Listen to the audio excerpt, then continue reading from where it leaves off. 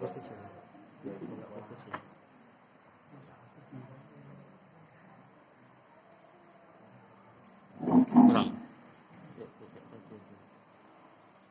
Semeja rasanya. Bapak Ibu, malam ini kita akan belajar ngaji tauhid dan kita akidah tauhid. Karena sudah tadi dicatat dengan Pak Sekretaris akidah tauhidnya dari 2 kali. Ya Pak sampai ya. Sama hadis baru 2 kali. Kayaknya sudah ada 3 kali. Insyaallah malam hari ini kita akan sama-sama mengaji tentang rihlah, pelesiran. Tapi rihlatul insan, perjalanan hidup manusia. Ya, perjalanan hidup manusia dari fase yang satu ke fase yang lain. Latar kabun atau babon an tolak. Dan kalian akan menapaki kehidupan setapak demi tapak, tahap demi tahap. Dan itu kita lalui sampai nanti di penghujung insyaallah terminal kita adalah surga. Amin. Kita buka sama-sama dengan membaca lafaz basmalah. Bismillahirrahmanirrahim. Itu saja Pak. Ini judul materi kita Rihlatul Insan, perjalanan hidup manusia. Ada sekitar 5 alam yang dilewati oleh kita manusia. Alam yang pertama adalah alam azali. Jadi kita pernah ada, ruh kita sudah tercipta ya ratusan ribu tahun yang lalu. Sebelum Allah menciptakan manusia, Allah sudah menciptakan ruh kita. Allah sudah kumpulkan kita di satu tempat, kita hadir di situ. Allah bertanya pada kita, alastu birabbikum. Ada dalam Al-Quran. Alastu birabbikum qalu bala syahidna. Apakah aku Tuhan kalian? Kata Allah, qalu bala syahidna. Tentu kami menyaksikan bahwa Kau adalah Tuhan kami, Allah. Jadi kita dulu pernah menyaksikan bahwa Allah adalah Tuhan. Itu alam azal, alam ruh. Alam kedua adalah alam rahim. Alam rahim di kehidupan manusia itu sudah diatur di alam yang kedua namanya alam rahim. Allah ada yang mematangkan janin itu sampai lahir, ada yang Allah matikan sebelum lahir, atau Allah matikan setelah lahir. Setelah lahir baru boleh dimatikan. Itu kehendak Allah Subhanahu wa Ta'ala. Ada yang 9 bulan 10 hari, ada yang sudah mencapai HPL-nya, ada yang belum nyampe, sudah lahir prematur. Yang jelas kaidah dalam Islam kalau melihat dari ilmu waris, biasanya dalam ilmu waris itu kan dikatakan ahli waris ketika anak yang sah dari pernikahan. Kan menurut dalam ilmu waris. Kapan-kapan nanti kalau kita sudah belajar fikih, kita nanti masuk fikih waris. Nanti ada kita masuk fikih waris. Jadi siapa ahli waris? Ahli waris adalah anak sah dari pasangan suami istri. Itu terlihat dari kapan dia lahir. Kalau dari pernikahan, dari akad, sebelum 6 bulan sudah lahir, itu sudah dipastikan bahwa anak ini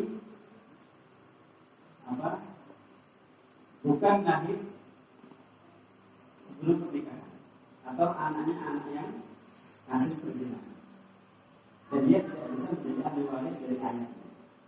Kalau dalam ilmu waris, maka kalau ada bayi lahir sebelum 6 bulan pasca akad bapak ibunya, maka dia tidak bisa menjadi ahli waris. Biasanya kalau prematur biasanya berapa? 7 bulan.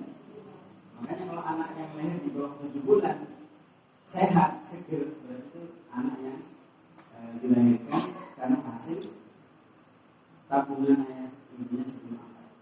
Itu gitu. Maka dalam ilmu waris dari kedua orang tuanya, walaupun mereka orang tua asli. Mas. Karena nanti anak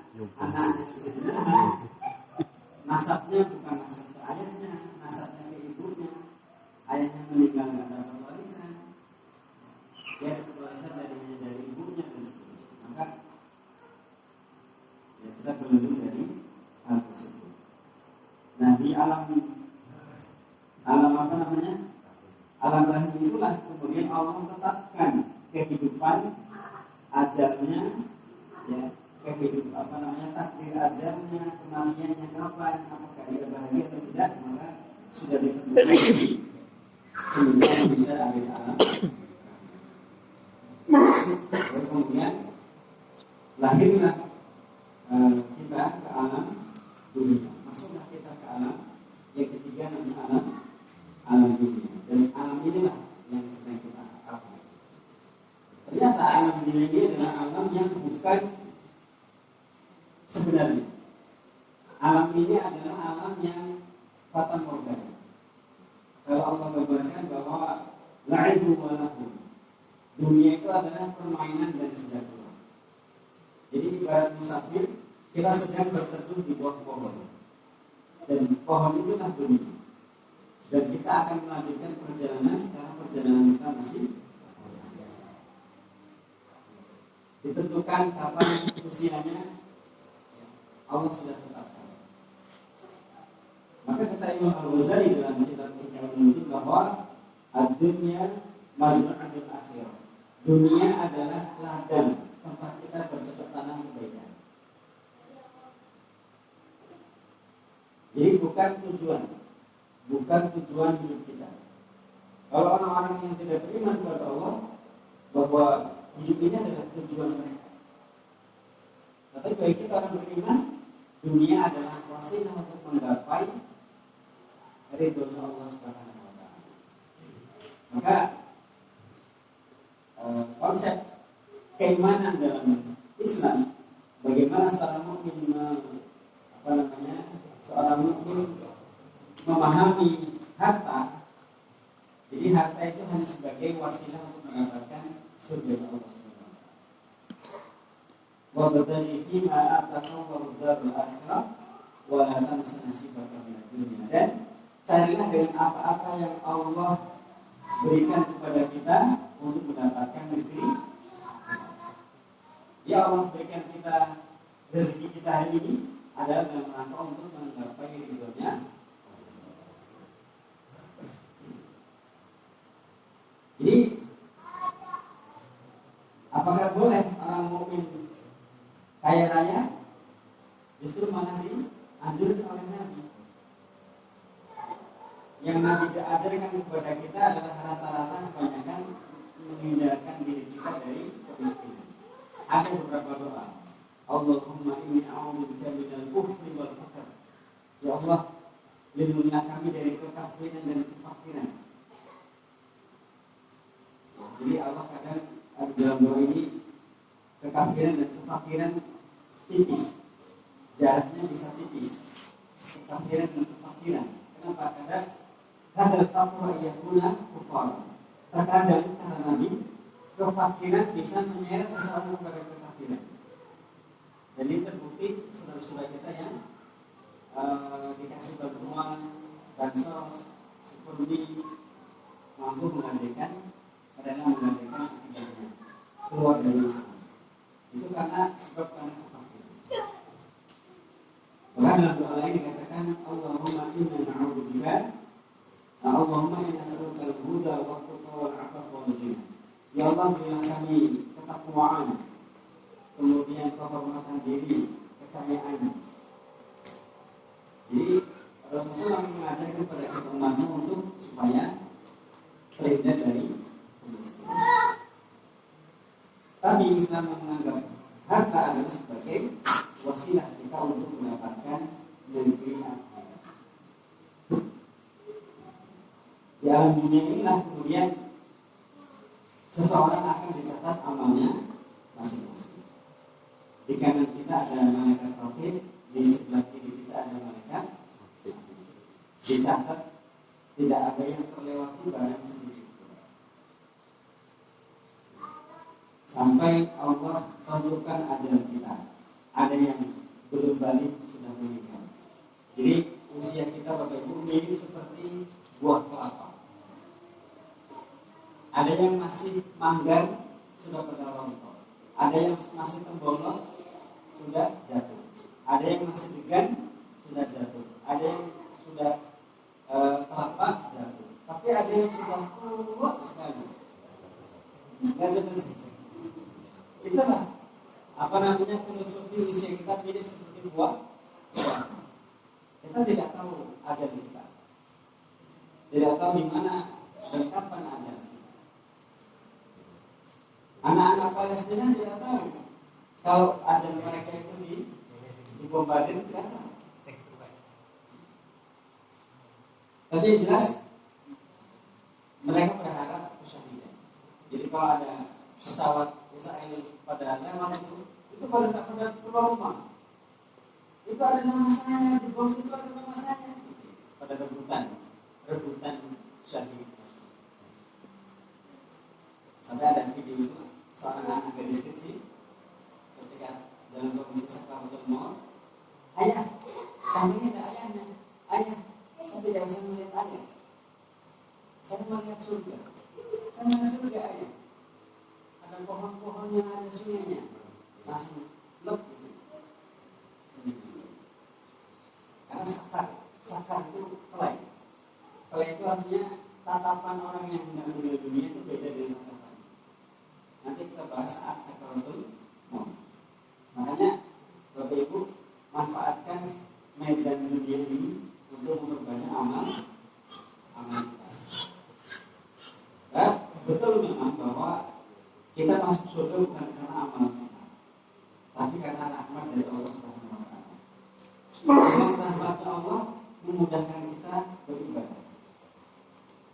Maka kaidahnya Bapak Ibu, innama yurzatul a'mal kama yurzatul arzaq. Jadi Allah itu inna aqsamallahu al-amal kama aqsamal arzaq. Sesungguhnya Allah itu ngasih rezeki orang beramal sama dengan Allah ngasih rezeki harta. Masing-masing orang berbeda-beda. Maka Bapak Ibu pergunakanlah hidup kita untuk memperbanyak amal soleh. Nah, kemudian baru seseorang akan memasuki alam yang namanya alam barzakh. Namun sebelumnya Nabi Muhammad SAW menceritakan dalam sebuah hadis panjangnya. Ini hadisnya panjang betul. Kalau saya bacakan lumayan. Saya artikan dulu ya, saya ringkas intinya bahwa kondisi seseorang mukmin, innal 'abda al-mu'min idza kana fi iqbal min al-akhirah wa iqbal min ad-dunya nazalat ilaihi al-malaikah ka'anna 'ala wujuhihim syams. Jadi seorang mukmin, ini kita gambarkan orang mukmin yang sedang sakaratul maut, orang beriman pada Allah. Ketika sedang sakaratul maut, nazalat ilaihi al-malaikah. Para malaikat turun untuk mendatangi orang yang sedang sakaratul maut. Ka'anna 'ala wujuhihim syams. Wajah mereka seperti matahari. Ma'ahum kafnun min aqfalil jannah. Mereka membawa kain kafan dari surga. Wa qulutun min qulutil jannah. Dan mereka membawa parfum dari surga. Ini malaikat maut, bukan malaikat maut. Ini para malaikat yang hendak menyambut ruhnya orang mukmin. Saat membawa kain kafan dari surga, membawa parfum dari surga. Fajalah suminhum haddal basar. Jadi malaikat ini tatapan orang yang melihat itu sudah tatapan orang sedang sakaratul itu tatapan sepanjang tatapan itu malaikat semua. Tsumma yaji malakal maut hatta yajzu 'inda ra'sihi. Baru setelah itu datanglah malaikat maut duduk di 'inda ra'sihi, duduk di atas kepala, di di sisi kepala bagian atas. Fayaqul, ya ayyuhan nafsul thayyibah, wahai jiwa yang baik. Jadi orang-orang mukmin Allah sebutkan jiwanya baik. Kalau dalam surah Al-Fajr dikatakan ya ayyuhan nafsul mutmainnah, wahai jiwa yang tenang. Ini gambaran, insyaallah gambaran kita sedang sadar. Maka pertahankan iman kita sampai akhir hayat. Maka dikatakan wahai jiwa yang tenang, wahai jiwa yang baik, ukhruji ila maghfiratin min Allah wa ridwan. Keluarlah menuju ampunan Allah dan keridhaan Allah. Irji'i ila rabbika radiyatan mariyah. Maka dicabutlah dari tubuhnya ruh orang mukmin. Maka menuju tasilu kama tasilu qatrahu min manfis siqa wa yaquduha. Jadi malaikat maut mencabut nyawa orang mukmin mirip seperti ibu-ibu yang sedang buat kue, rambutnya jatuh, diambil rambutnya pelan-pelan.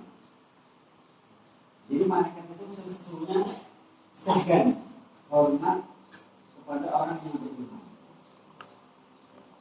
Orang yang beriman itu, para malaikat sangat hati-hati dalam mencabut nyawanya. Dan semua orang yang dicabut nyawanya pasti merasakan sakit yang luar biasa. Sampai Nabi pun juga merasakan sakit yang luar biasa. Kemudian baru kenapa banyak orang yang meninggal matanya ke atas? Karena mata itu mengikuti ruh keluar, mengikuti ruhnya keluar. Maka sunahnya kemudian sebenarnya mengatakan Bismillahirrahmanirrahim wa ala millati Rasulillah. Baru kemudian ruhnya ini, ruh orang beriman tadi itu diambil sama para malaikat tadi. Diambil, ditidurkan, dikafani dengan kafan surga, dan dikasih minyak wangi dengan minyak wangi surga. Minyak wangi yang tidak pernah ada di dunia wangi. Malaikat mau pergi. Nah, kemudian ruhnya ini dikawal oleh para malaikat menuju ke langit. Dikawal ke langit sampai di langit pertama. Bertemu dengan para malaikat. Ditanyakan, ini malaikat ini ruh siapa yang begitu indahnya? Maka disebutkan nama yang paling baik, nama yang indah untuk si mayat ini. Ini adalah bulan beriman. Orang beriman kepada Allah, minta izin dibukakan langit pertama. Kemudian diizinkan, terus dikawal sampai menuju langit kedua. Yang kedua sama, ditanya oleh malaikat, ini ruh siapa yang indah betul? Wangi sekali, indah sekali. Sebutkan ini bulan beriman. Ini kondisi ruh kita. Nah, sedangkan jasad itu sedang diurus sama keluarganya, dimatikan, dikafani, disolatkan. Tapi ruhnya itu sedang dibawa ke langit. Minta izin dibawakan langit kedua, terbuka, terus menuju ke langit ketiga, diizinkan terus sampai langit ketujuh. Sampai di langit ketujuh, fayaqulu Allah Azza wa Jalla, uktubu kitab 'abdi fi 'iliyyin. Tulislah amalan hambaku ini, atau taruhlah kitabnya, amalan baiknya di tempat orang-orang yang mulia. Wa'iduhu ila al-ardi, dan kembalikan dia ke bumi. Maksudnya adalah kembalikannya ke bumi karena hendak memasuki alam barzakh. Fa inni minha khalaqtuhum wa fiha u'iduhum wa minha ukhrijuhum taratan ukhra. Karena sesungguhnya aku kata Allah menciptakan dari tanah. Menciptakan mereka dari tanah, dan dari tanah itu aku bagikan kembali, dan aku akan hidupkan lagi nanti di kesempatan yang lain. Kata Allah.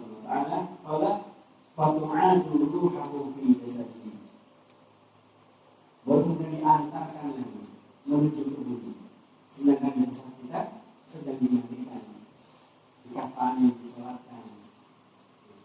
Dan jasad yang terbujur kaku itu bisa berbicara. Semua makhluk bisa mendengar ucapannya mayit, kecuali jin dan manusia. Kalau dia orang beriman, dia minta tolong segerakan aku dimakamkan. Tapi kalau dia orang kafir,